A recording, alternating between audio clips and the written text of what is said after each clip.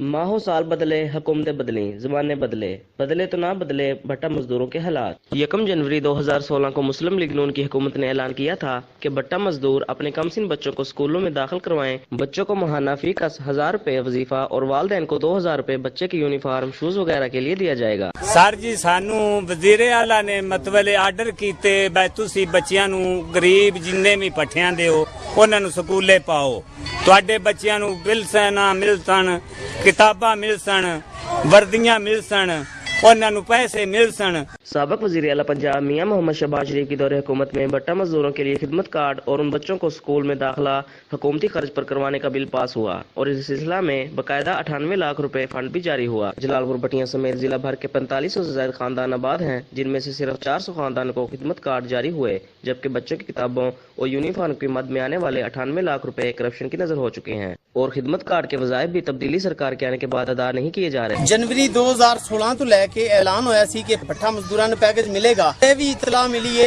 ਕਿ district government ਨੂੰ हुकूमत पंजाब ने पैसे ट्रांसफर कर दिते गए ने, लेकिन ਜ਼ਿਲ੍ਹੇ हुकूमत साढ़े तक पंजाब हाफजाबाद ਦੇ ਕਿਸੇ ਵੀ ਜ਼ਿਲ੍ਹੇ ਸਕੂਲ ਨੂੰ ਕਿਸੇ ਵੀ ਜਗ੍ਹਾ ਤੇ नहीं जाके बच्चों ਨੂੰ ਇਹ ਚੀਜ਼ਾਂ ਮਿਲੀਆਂ, ना पैसे ना वर्दी, कोई चीज भी नहीं मिली।